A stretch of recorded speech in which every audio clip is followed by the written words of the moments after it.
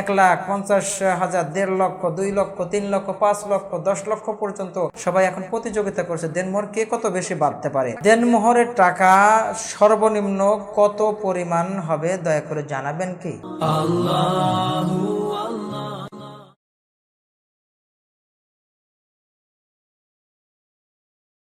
ভাই, আপনি যে একটি প্রশ্ন করেছেন খুব গুরুত্বপূর্ণ প্রশ্ন, দেনমোহরের টাকা কত হবে। এই বিষয়টা আসলে আমরা হাদিসের থেকে স্পষ্ট এইভাবে বলা যায় না যে এই পরিমাণ হবে 10,000 বা 50,000 বা 1 লক্ষ বা 10 লক্ষ। এইভাবে স্পষ্ট করে হাদিসের দেনমোহরের মিকদার বর্ণনা করা হয় নাই।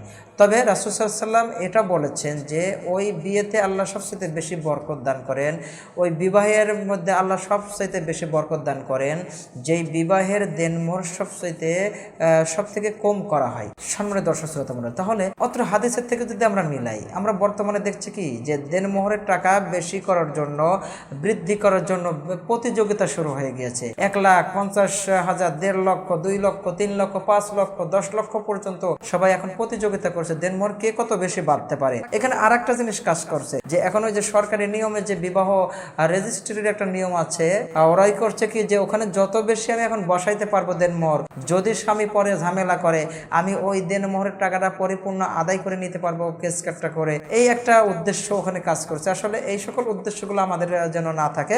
দেনমোহর আমরা বাঁধবো একটা সামাজিকভাবে আর একটা নির্ধারিত আছে যে ছেলের ইনকামের উপরে, আয় উপার্জনের উপরে নির্ভর করে দেনমোহরটা নির্ধারণ করতে হয়। ছেলের যেই পরিমাণ সামর্থ্য আছে সেই পরিমাণের মধ্যে সামর্থ্য অনুযায়ী দেনমোহরটা বাঁধতে হবে যাতে ছেলে দেনমোহরটা পরিশোধ করতে পারে। অথচ দেখা যায় যে এখন একটা রিক্সা চালক, একেবারে দিন মজুরি, যে দিন আনে দিন খায়, এমন একটা ছেলেও সে দেনমোহরের টাকা বিবাহ করতে গেলে বাঁধছে 1.5 লক্ষ টাকা। এটা কি কখনো তাদের সম্ভব হবে পরিশোধ করা? আর যদি পরিশোধ করা সম্ভব না হয়, যদি এখানে বার্গেনিং করে কেউ এমন ভাবে দেনমোহর বাঁধে, তাহলে যারা এই কাজে সহযোগিতা করবে তারাও আল্লাহর কাছে অবশ্যই গুনাহের গার হিসেবে উপস্থিত হবে ও আল্লাহর কাছে তাদের জবাবদিহি করতে হবে। সুতরাং এর থেকে আমাদের সাবধানতা অবলম্বন করতে হবে যেন এমন কোনোটি না হয়। আবার এখানে আর একটা জিনিসও আমরা পরিলক্ষিত হয়, যেটা আমরা সচরাচর দেখছি যে একটা ছেলে দেখছে বিবাহ করতে যে সেখান থেকে সে যৌতুক নিচ্ছে 50,000 টাকা।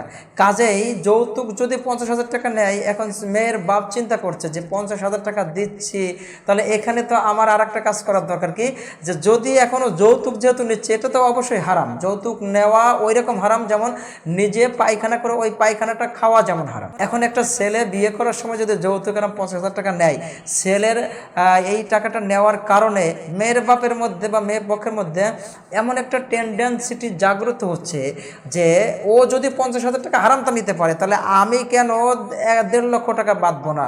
আমি এখন 1.5 লক্ষ টাকা বাঁধবো, সে বৈধ করো অবৈধ কোটা পরের চিন্তা করছে। বাধার কারণে কি হচ্ছে, যেটা চিন্তা যাচ্ছে যে যদি ঝামেলা করো 1.5 লক্ষ টাকা ফেলো। সুতরাং এই সমস্ত চিন্তা চেতনা আমাদের মধ্যে যদি থাকে, এইগুলো আমাদের দূর করতে হবে। আমরা ইসলামী শরীয়ত মোতাবেক আমাদের বিবাহটার দেনমোহর বাঁধবো। আল্লাহ রাব্বুল আলামিন যেন আমাদেরকে কোরআন এবং সুন্নাহ অনুযায়ী জীবন ঘনিষ্ঠ সকল কিছুই করার তৌফিক দান করেন। আমিন। আসসালামু আলাইকুম।